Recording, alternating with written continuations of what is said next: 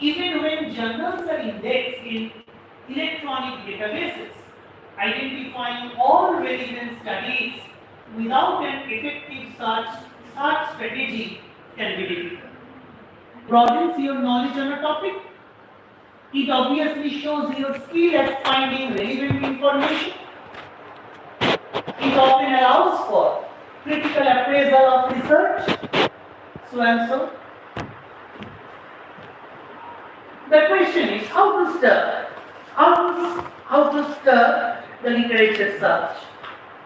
There are many ways to begin literature search. Generally, we have keywords. These are some commonly used techniques that using keywords one can search search engines. You can begin from a paper given by your mentor. You can take references from a given paper. You can take the help of journals in your interest of subject areas. And you know that authors you know some, they can also help you to start the literature search. In other words, adopt a search strategy, plan. You know that this is a search planning form. So, actually one reputed academician from IISc Bangalore, he actually told me that the time he was doing his postdoctoral work under a Nobel laureate at USA, that Nobel laureate used to provide such type of papers to his researchers, and the researchers were asked to use this as search planning form. So I took his permission and I took his permission to take the photograph, and I have inserted it in my slide to show you. So this is the culture in many of the advanced countries where mentors, even Nobel laureates, they actually ask their students to use search planning form like this. They provide such type of forms to their research scholars. You know that these are the literature search process protocols for researchers. Developing a search strategy, process overview. So you can start from asking, then comes the define need, then identify your concept, then comes selection of terms, selection of sources, search, revise, manage results, so and so. So in this way we can develop a search strategy. Okay? I think this particular slide can help you. You can formulate question, you can define concepts and keywords, you can choose some databases, you can conduct the search, you can evaluate the result, and then you can refine it based on your need. The steps for effective search strategy. Define your topic. Turning our topic into a question. Choosing your search terms. Keywords for each of the concepts in the question. It can help you. Which databases should I search? Compiling the search and running it in a database is quite important. And evaluation is the other important thing. You can define the topic, you can define your question. What am I looking for exactly? The question before you search. This is the most important aspect. Test search to find out how much information is available. If you are finding little information, then you can broaden your question. If you are finding lots of information, then you can narrow down your list. You know that keywords for the concepts in the question is very important. Break the question down into the main concepts. Use all possible acronyms or synonyms. Okay? Keep in mind that names change. Mongolism or Down syndrome. You know that often the researchers get confused due to US-UK spelling variations. So if you do not find suitable result by putting a particular keyword in US terminology, then please give it another try by placing it in the UK terminology. Databases will search for the term you have typed in, including any spelling mistakes. Break the question down into the main concepts. Which are the most effective ways to deliver maternity services to rural populations in low-income countries? Okay? Suppose this is my question. Which are the most effective ways to deliver maternity services to rural populations in low-income countries? Suppose this is my question. You know, the main keywords will be maternity services, rural populations, low-income countries. But if you want, you can cut it down. Maternal health services, maternal health care, maternal services, maternity care, maternity services, postnatal care, prenatal care, so and so. Rural community, rural population, remote population, non-urban villages. So, in this way, you need to modulate the words just to get some better inputs. You know the keywords. Suppose carpal tunnel syndrome, CTS, median mononeuropathy, repetitive motion disorder, repetitive motion injury, so and so. So in this way you can modify, you can play around with your keywords during the time of search. Okay? Suppose the concept is thrombosis. What can be your related keywords? Thrombosis, DVT, leg thrombosis, thrombus, thrombotic, thrombolic, thrombosis, etc. So you need to play. You know that keyword versus subject search. It is very important. Suppose your subject is neoplasm. So the keywords can be cancer, tumor, hormonal cancers, hematoma, cyst, carcinoma, neoplasms, etc. So in this way you can vary, you can play. Have you heard the name of Boolean operators? Probably all of us studied it in our 12th standard mathematics. Is any one of you familiar with the term Boolean operators? Okay, no problem. It is very simple. So initially we should give a try A not B, then comes A or B, then comes A and B.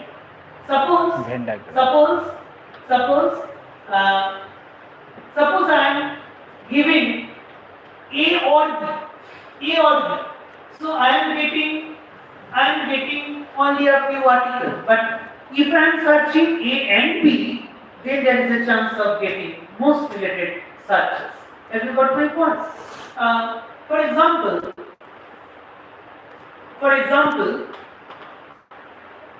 fluorescence and medicine. Suppose my research work is related with fluorescence, and let us consider my research work is also related to medicine. So there are several options. If I type fluorescence or medicine, then the number of results will be quite less. If I type fluorescence and medicine, then the number of searches are going to be much larger. That is why my suggestion is you should try A or B, A not B, and A and B. Okay?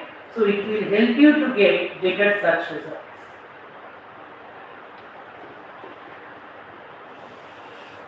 You know that I have taken a screenshot of Google Scholar. This is a normal Google search. I hope all of you are aware of Google Scholar. Suppose in Google we are typing heap and fracture, and you know that here we are getting the details. What you 10 out of 33403 naught for heap and fracture. So many results are here. So many results are here. Now you see that this was my earlier search. Then I have changed my search, heap and fracture and elderly. Now you know that the search result is changed. So you can run your search as long search string using brackets, parentheses to separate the concepts. Maternity services or maternal health services or postnatal care and rural population or remote population or rural communities or non-urban or villages and developing country, low-income country or South America, Southeast Asia. So in this way you can play with the words. Is it clear? Or you can search for each concept separately and then combine the individual searches together with "and" at the end. Matern or postnatal or postpartum or prenatal and care or service. So in this way you can play with the Boolean operators. Use search history to combine your search results. You know that this is the search history. So I have taken the screenshot from Web of Science. You know that this is another screenshot I have pasted in my slide. So the result that I am getting from my earlier search, and I am adding those results with my second search. So collectively, I shall gain some better idea on that particular field. You know that in this way we can compile our literature searches. You know that? You see that here I have used the Boolean operators, combine sets, and or etc. So you can use all these things if you have some Scopus ID, if you have some Web of Science ID, if you have some ResearchGate ID. You know that I have used or, and all the possible Boolean operators. Internet search tools. Which search tools are needed? Probably you have heard the name of search engines. You have heard the name of databases. I am not sure whether you have heard the name of gateways. Have you heard the name of gateways? Okay, so keep it in your mind that gateways are also important. Search tools. What is gateway or web portal?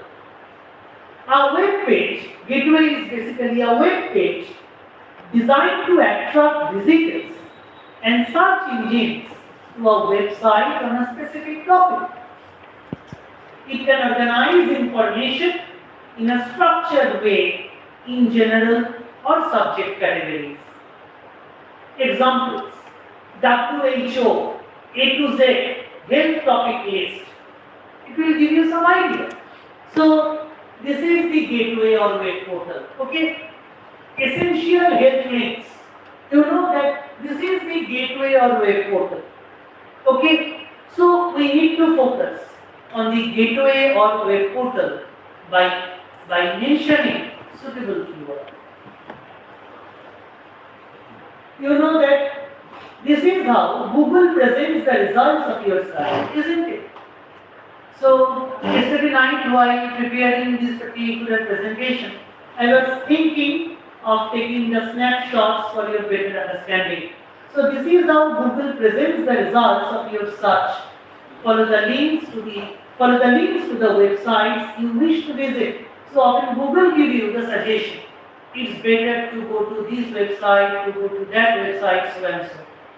I think all of you are familiar with ChatGPT, like Meta, while using WhatsApp. So what actually happens often, ChatGPT, Meta or some other AI-based tools, they also give us the links of such type of gateways. Okay, so gateway search is very important. Often it becomes very effective. Search engine. A program that searches documents for specified keywords and returns a list of documents where the keywords were found. Examples: www.google.com. I think that Google Scholar is more popular to you. This is www.scholar.google.com and often yahoo.com, but I do not personally support yahoo.com that much. When to use search engines? Maybe for some general information, maybe when your topic has many different facets, maybe to get some insight for some current information, and maybe to get some idea for single article search. You know, this is another screenshot I have taken. Note the various options for refining a search, including reading level, results per page, language and file type. Please tell me, do you use all these things while searching for proper article? But you can freely do it using Google. You will be able to do it if you have a simple Gmail. Please try to follow all these things. Then only our discussion will become effective. Otherwise, it doesn't make any sense to organize a workshop that has no outcome. Because you know that in these days, national education policy is focusing on outcome-based education. So our session will only be useful if you use all these things in your research. You can use all these things, and you know that all these things are quite user-friendly. You can do it if you have a simple Gmail, and you know that in these days during COVID or post-COVID, that YouTube has become a strong source of all these things. If you find some difficulty while using Google Scholar, and if you search it in YouTube, then you will find several videos will be there which can really help you to get some better insight of Google Scholar. And you know that you will be able to get all these details. So this is Google Scholar. Google Scholar provides a simple way to broadly search for scholarly literature. You can search across many disciplines and sources, peer-reviewed papers, theses, books, abstracts and articles from academic publishers, professional societies, preprint repositories, universities and other scholarly organizations. Do you know what is preprint repositories? Please feel free to ask me. Do you have any idea? Because you know, it is also applicable in this particular university, because you will find that there are some subjects, especially those subjects which are theory based. You know what happens in those theory based subjects? After doing a fundamental research, before uploading the document to a particular journal, the researchers prefer to archive it. Archive is a preprint repository. If you archive your document, then, and suppose I have completed my research on a theoretical physics topic. I have just completed writing the first draft of my manuscript, and I am feeling that I need some more time to refine my manuscript, I need some more time to refine my result and to explain my result. But I have a fear in my mind. I am thinking that several other research groups across the globe, they are also doing research in the same field. So my fear is the time I need to complete, the time I need to publish my manuscript, there can be some researchers who can publish similar research before me, then I will get no credit. Okay? Then what I can do, so the provision is there for the researchers who are doing research in theory, in theoretical science, they can archive it. They can archive it. I am not sure whether a subject like physical education has the provision or not. Because you know that since I am from chemistry background, in our subject also, there is not that much of scope to archive it. But in physics, in mathematics, in statistics, you will find that several researchers, as soon as they complete their research, they try to archive it on the portal.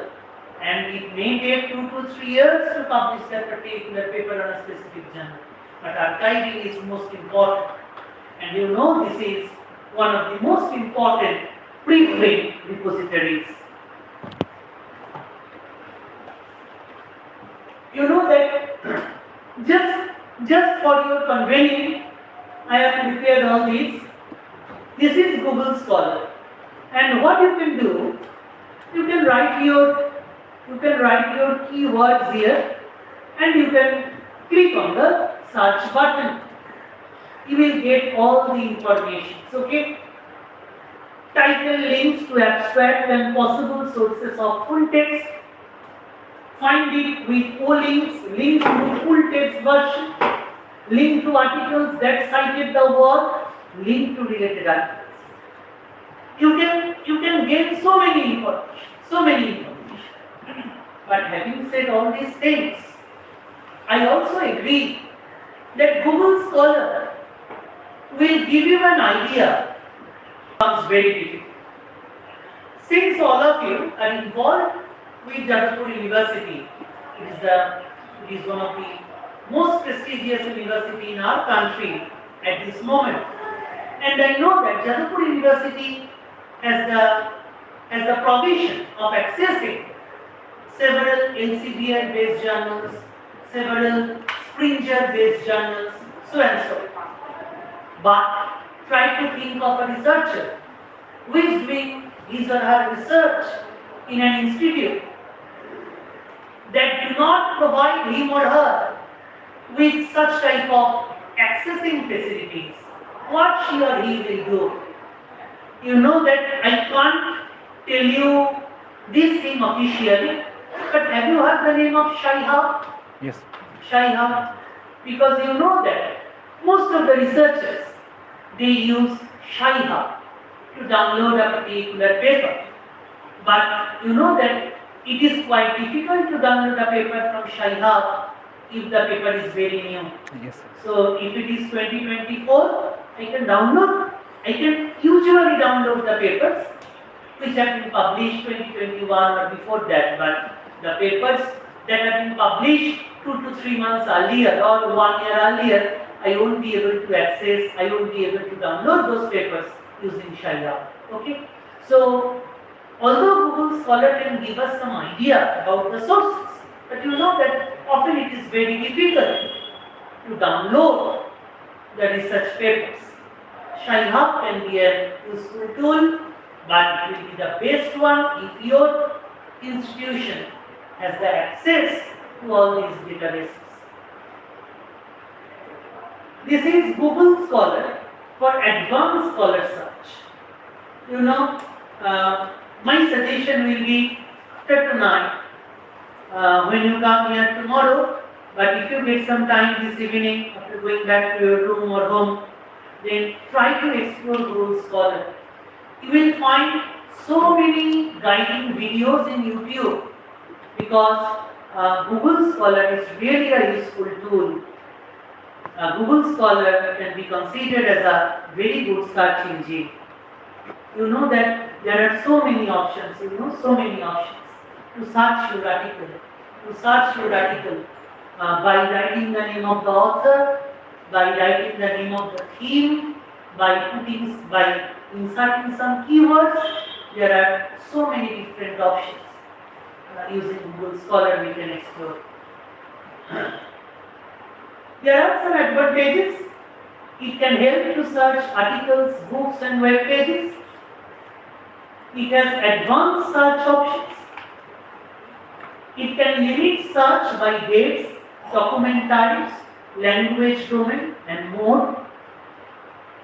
Apart from such advantages, there are some disadvantages. No indexing terms. You know that in these days, indexing is very important.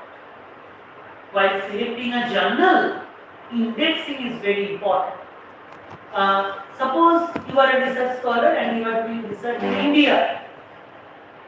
Indian government, mainly UGC or Ministry of Education, they have made it mandatory that only those research papers will be accepted for the promotion of faculty members or for the promotion of researchers or for the PhD program. Those are extracted or indexed in Scopus and or Web of Science or at least in UGC tier list. But my suggestion will be, please do not rely on UGC tier list, because if you find a particular journal is enlisted in UGC tier list 2024, and if you are planning to submit your thesis on 2029 or 2027 or 2026, there are high chances that time that journal is not there in the UGC tier list. But Scopus or Web of Science index journals are much more authentic.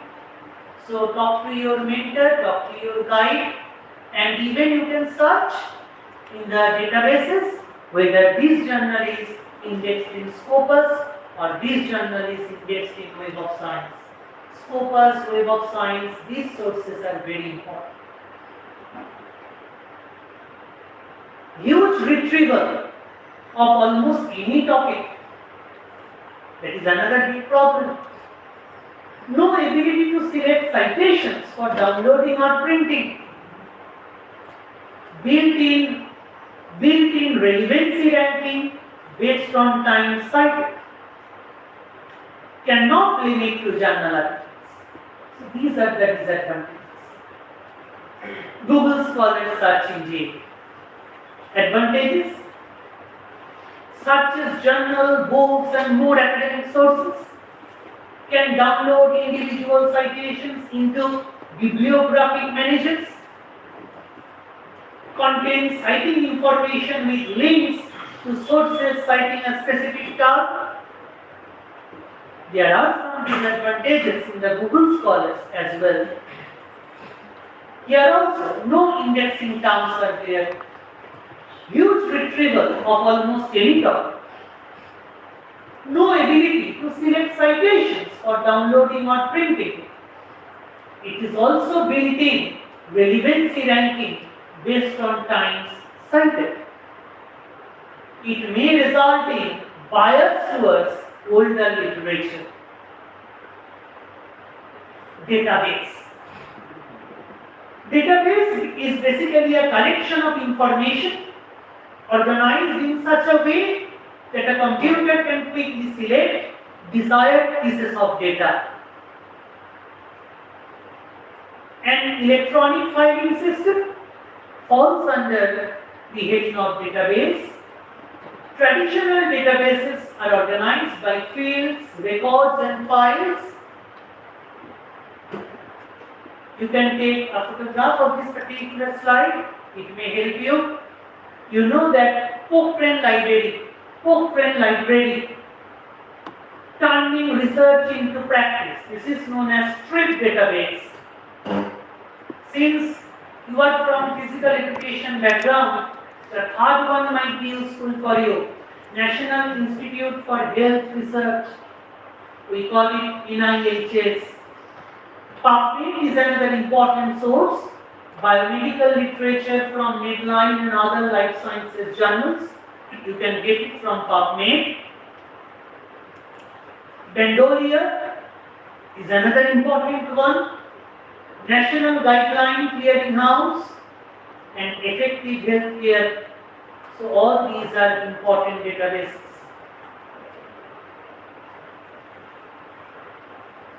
The following databases are accessed through institutions. They have to purchase license to have access to these.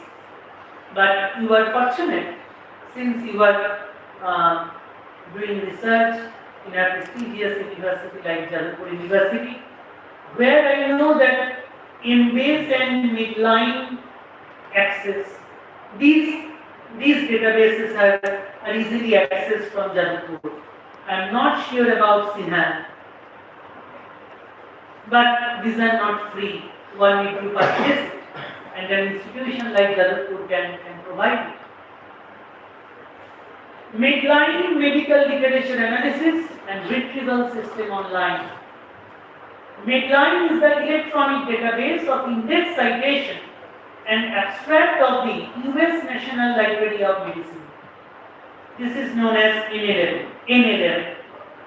It includes bibliographic information for articles and abstracts covering medicine, nursing, pharmacy, dentistry, veterinary medicine, healthcare, and preclinical science journal articles. So it can be quite useful to all of you. It contains more than 21 million records from approximately 5,000 selected publications from 1950 to the present. Try to imagine the vastness. Now comes the Embase. It is produced by Elsevier Science, and more than 24 million index records and more than 7,600 index peer-reviewed journals. 1974 to present, this is the duration. It includes approximately 30% of Medline records. It contains greater than European emphasis versus PubMed. It is useful to search for non-English language publications. Embase, the core strength of Embase is its coverage and in-depth indexing of the drug-related clinical literature with a particular focus on adverse drug reactions. Emphasize on evidence-based medicine, indexing including systematic reviews, coverage and indexing of journals and articles relevant to the development and use of medical devices. Web of science.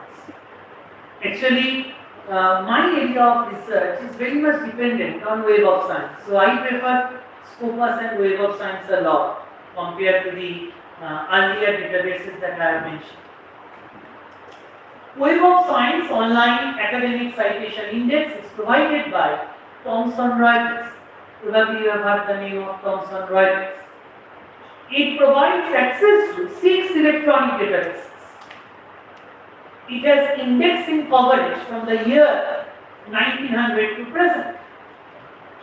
It encompasses 11,261 journals selected on the basis of impact evaluation and 46.1 million records. All titles are translated in English. Now comes the Cochrane Library. Actually, even after completing my postdoc, I was not aware of this library. I was not at all aware of Cochrane Library, even not at all during my PhD days. But later part, it is preferred to mention that very recently I have found that Cochrane library is quite advantageous. This is the portal, this is the home page of the Cochrane library.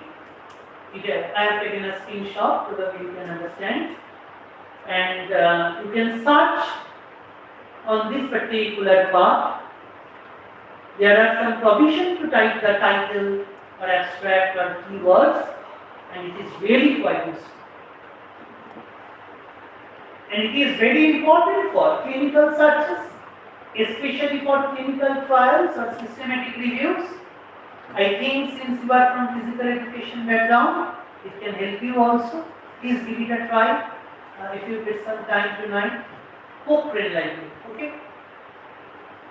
The core is a database of systematic reviews. It includes also the Cochrane Central Register of Controlled Trials and the Cochrane Methodology Register. Now comes the CINAHL. CINAHL is Cumulative Index to Nursing and Allied Health Literature. I think it can also help you. So CINAHL you can also browse if you get some time tonight. It is the most important database for nursing sciences. This afternoon I was discussing with Professor Paul in the upstairs, and Professor Paul told me that he is doing some collaboration with some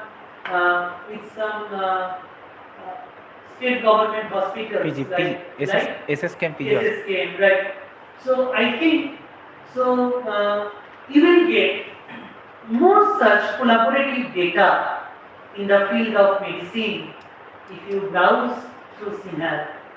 So please give it a try. It includes more than 5,000 journals dating back to 1930s, and it has more than 3.2 million citations. Can you imagine? It also includes book chapters, audio visuals, softwares, dissertations, and conference proceedings. It emphasizes also on biomedicine, behavioral sciences, education, etc. But the problem is, it doesn't have any free version. That is the problem. There are certain advantages of using CINAHL. It is well indexed and can explore terms. It is very modern. There are many ways of sorting retrieval. It can select citations to download or print. Having said all the advantages, it has some disadvantages as well. The access is limited to nursing and allied health materials that are indexed in the database. So, a scholar or a researcher from chemistry or physics, they will never get that much of information from CINAHL. It doesn't search full text for most items. That is another problem. Have you heard the name of OVID? OVID, actually the term should be OVID Technologies.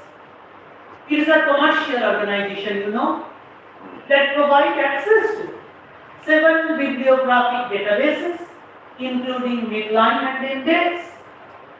This database is available to you, and it depends on the subscriber. It is less user-friendly than PubMed, but allows complex searches. So PubMed is more user-friendly.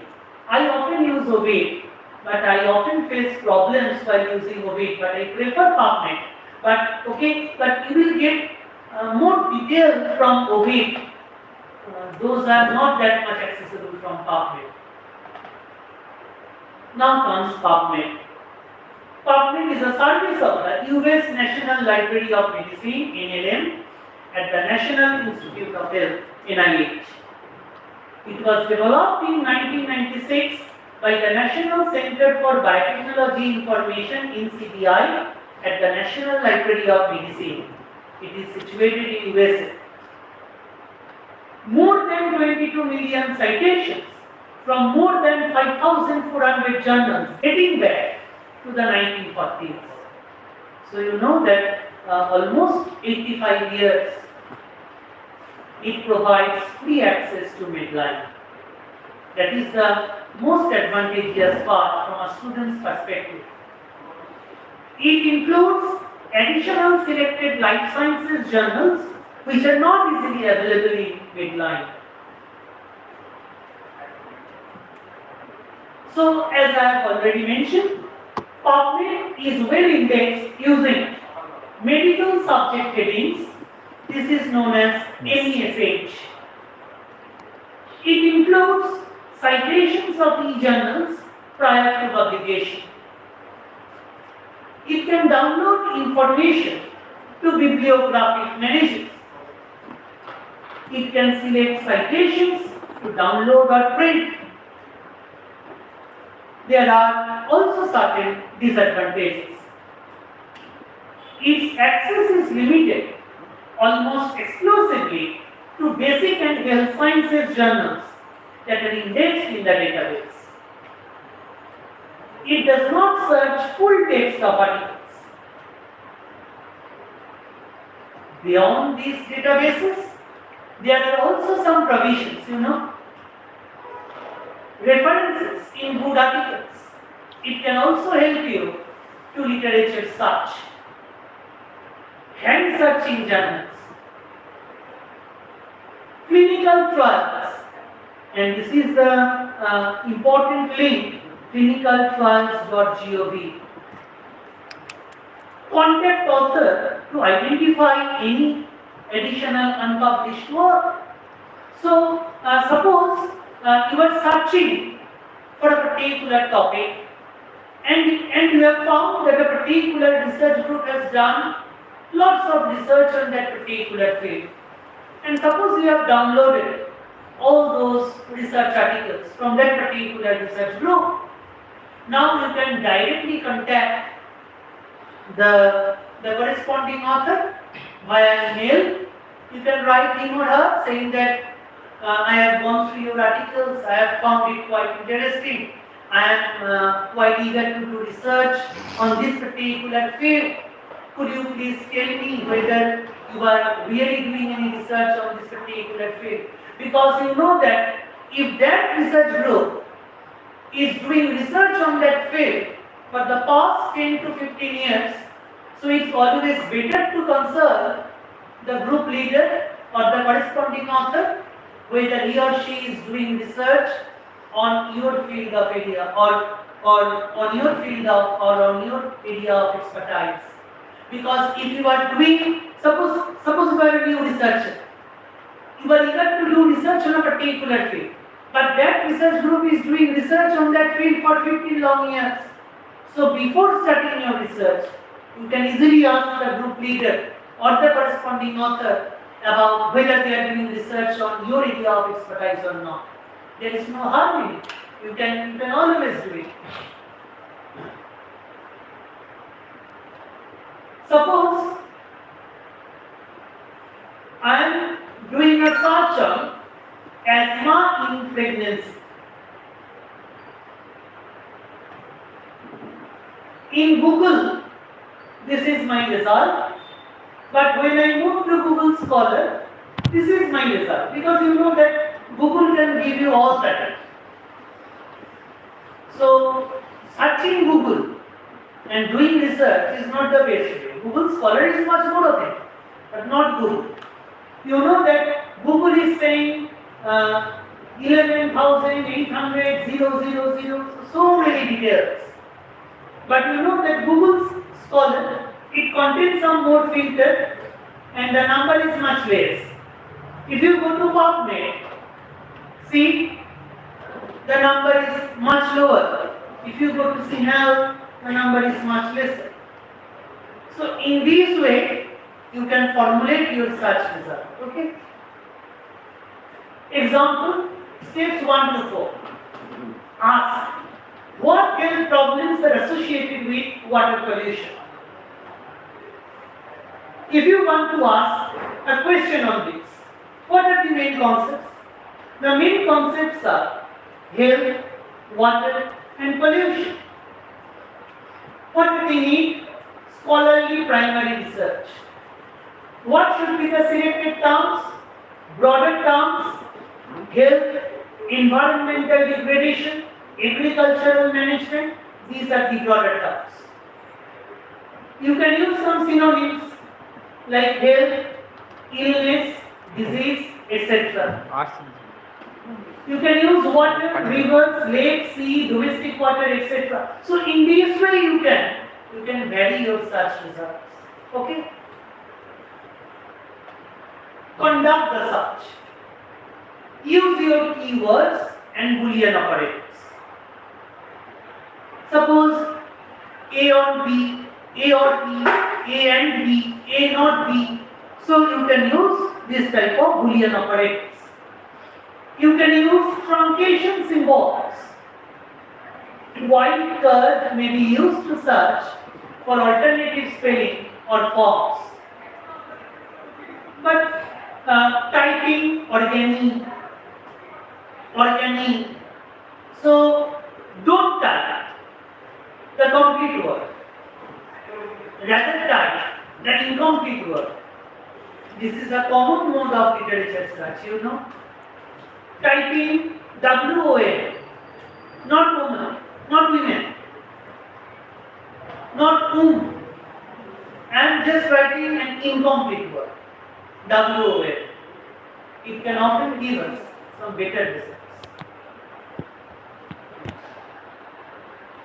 Truncation and white curves. Truncation allows you to search for variant forms of a word as a single search concept. By adding or replacing characters at the end or beginning or middle of the word with a truncation symbol, also known as white curve. Common truncation symbols include $sign, question mark sign, hashtag sign. These are common truncation symbols. Okay. You know that I am giving some examples.